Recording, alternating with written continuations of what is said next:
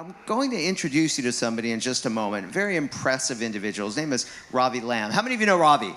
Ravi's an awesome dude. Yeah, unbelievable. I have not known Ravi for 15 years. He's a newer friend of mine.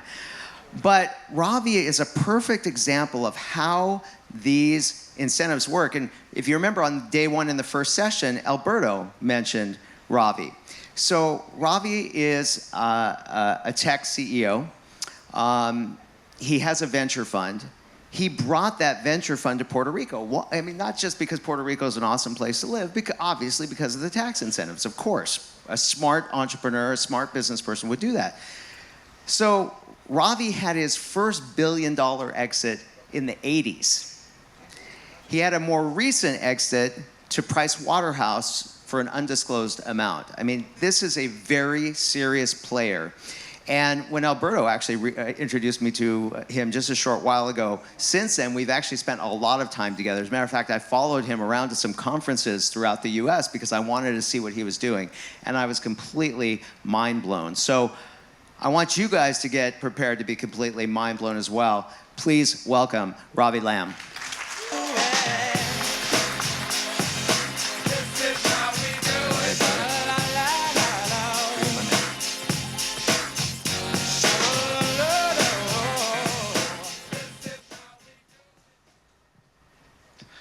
Thank you, Daven.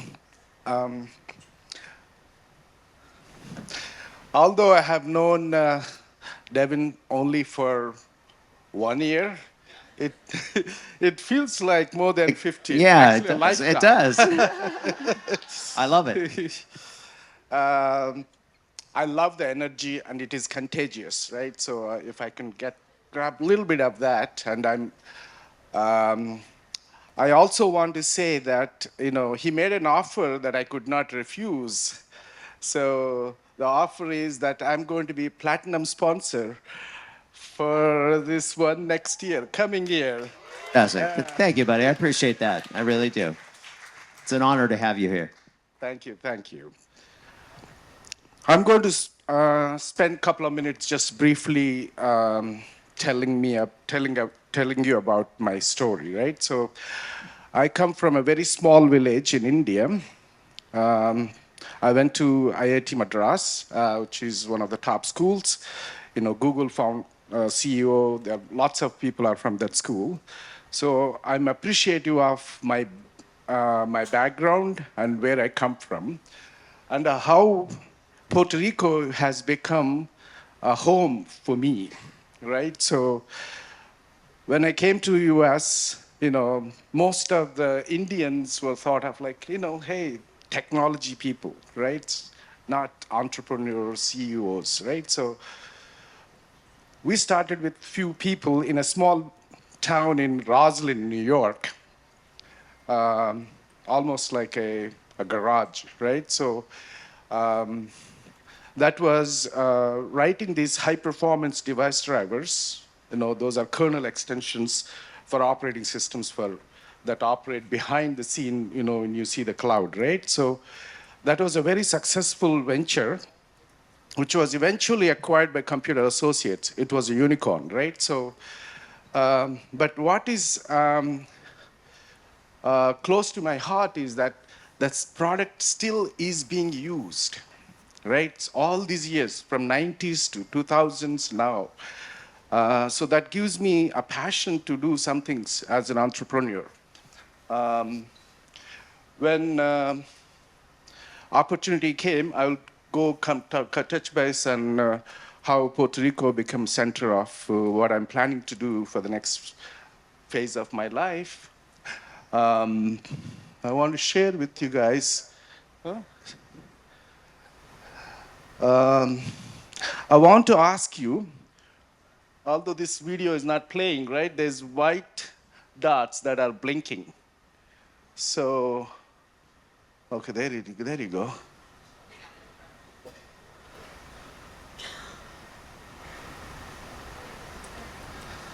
What do you think that is? Oh, wow. That's very good, very good. But I didn't have that idea, right? So I will tell you like how our life experiences shape shape us who we are, right? So this is my personal story. Um, Although I had success in business, life happens to everybody. So I lost my wife about 11 years ago, and I have two children. My daughter was only 8 years old, and she went into a cocoon, for the trauma and everything, right? That results in the loss of someone we love. So she stopped speaking outside of home, and that she's always my concern. And when my son, this few years later, therapy sessions didn't work. We felt like, with time, she can get better, right? So when my son got accepted into Stanford, we moved from New York, where that Rosalind and all that, right? So to Palo Alto, California. And there, I was looking for her to do something outside of school and home. And someone said, hey, why don't you go visit, Dr. Purley in the UCSF lab. So there, like a field trip, we asked us to see this, what do you guys see? And I saw these blinking dots. I'm a computer scientist, right? So I had no idea of biology at that. That's a little bit, actually, not so much. My daughter now is in high school, and she said, hey, although she doesn't speak outside, she likes to please daddy, right? So she said, hey, they look like heart cells. How did they come about? Did they come from stem cells? And Dr. Purley said, no, no, no. These came from iPSCs. Ooh, what are these iPSCs? Induced pluripotent stem cells.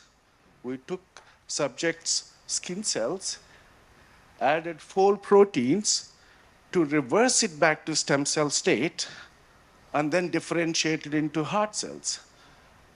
And I was like, you did what? You took an adult cell and took it back to stem cell state and then differentiate into heart cells. That is like science fiction to me, right? So anyway, so later on we came to know the lab that we were in is Yamanaka lab.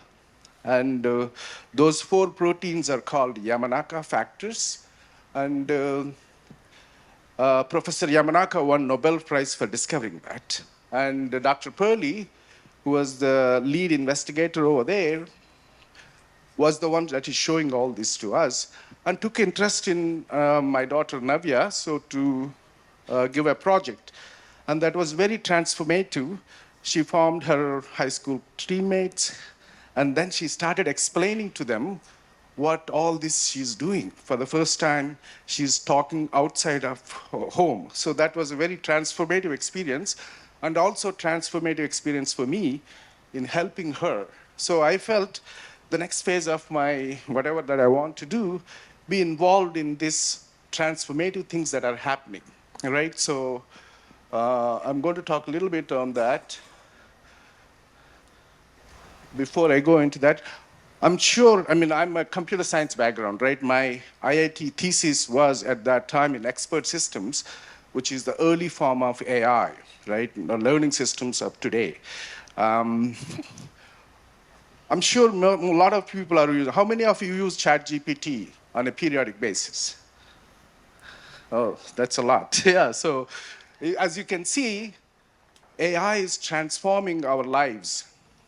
And there's no better place than it is in the transformation of life, right? The life sciences. So the ChatGPT is developed based on the natural language processing, right? So how we interact, that has unstructured, it's much more context-driven. So there, ChatGPT has nearly a few billion parameters to work with in that context window, right? So whereas the natural language is only made up of 4 alphabets, unlike the communicative language, right? So But what is important in the natural language is the sequence. If you think of word is the expression of a sentence, right? The text. In life sciences, it's the sequence. If you think about it, it goes more than 5 to 10, even 50 words. They are not the same as natural language, right? It's a little bit more structured, but the number of possibilities are more than the number of atoms in the universe.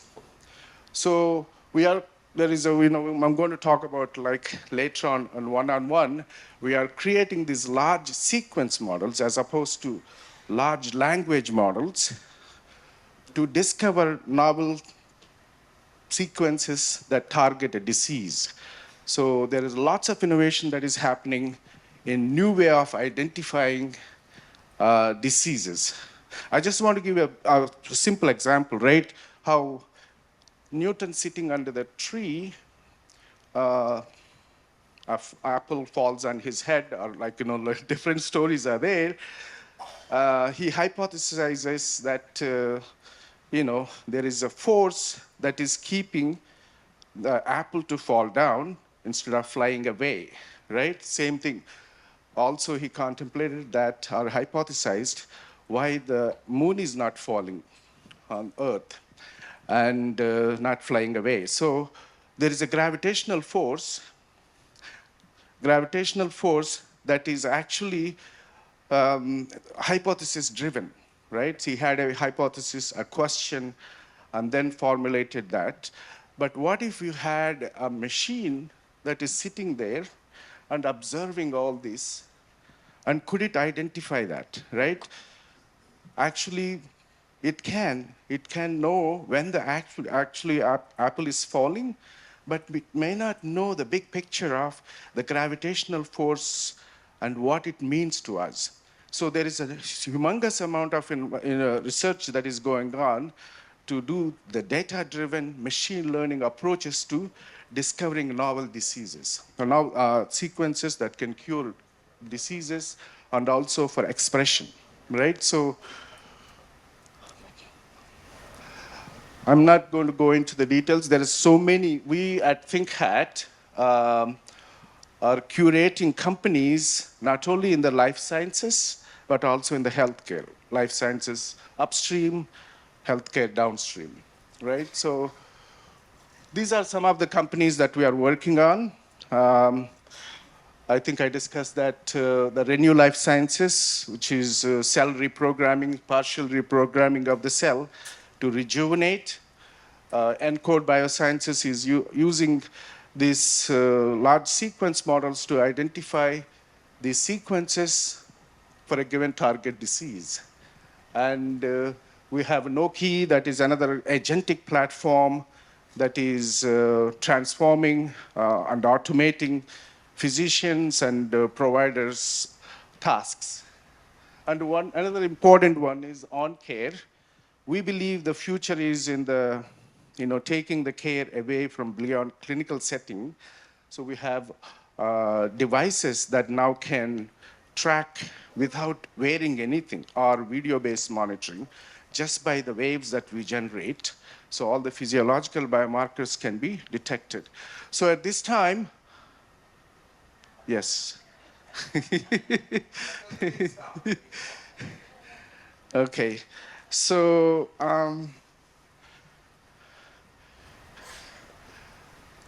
we also categorize our companies into 3 buckets, right? So there is a race going on right now in machine learning, right? So there's a lot of companies that are out there claiming AI, how they can transform the businesses, right? But there's also an opportunity. So, and we believe we are in the top 10 in that race for that particular space. And we want to be top 5 this year. And but that's a race, right? There's some difference, but you cannot differentiate agentic platforms, but we have our own platform-based approach that can make a difference. So we have companies in that space, and then we have market-making companies, which means the market did not exist before, like, for example, that Encode Biosciences and Ori we have, that creates a market, a new market that we can address. And then we have moonshots. I was telling you, from the Yamanaka lab, the chief scientist has joined me in this mission. We have many scientists and engineers, more than 120 of them, under the umbrella of ThinkHat, from IIT, MIT, Harvard, Stanford. They're all joined me because they're aligned with this mission. So at this time, I would love to introduce my fellow ThinkHatters.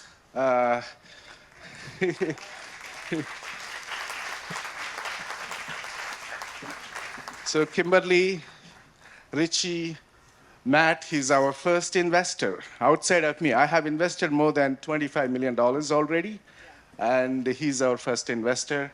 And Sierra, where are you? Sierra's videotaping. So, okay, all right. Okay, Kimberly is going to say a few words. Thank you. Thank you. Hi, everyone. Excited to be here and really thrilled. And we're really excited because Ravi specifically chose this opportunity to launch our first portfolio. So those 12 companies that you saw, and we can certainly go through them at another time, have been really curated to really meet the problems that are existing right now in healthcare and life sciences. And so we are excited to announce that we are launching our first portfolio. We're raising $25 million. It is a $75 million pre-valuation. We're going to do a 20% discount for anybody here that wants to get involved. It's a $250,000 minimum investment, and we really expect that this portfolio will have about over $1 billion in targeted exits through IPOs and M&As. You can just see our expected internal rate of return, typical for a studio venture, is our venture studio is 30 to 50%, and then we are actually also doing a 2x liquidation preference, and we can explain all of that, and we'll be here to talk to you guys. Thank you. I also want to give a shout out to Alberto Bacco, right? So he's been there through my journey, and he's been helping me, my journey. We are hiring scientists and engineers in Puerto Rico. We already have. And if you know someone that wants to be part of this mission and where we are going, please, talk to us.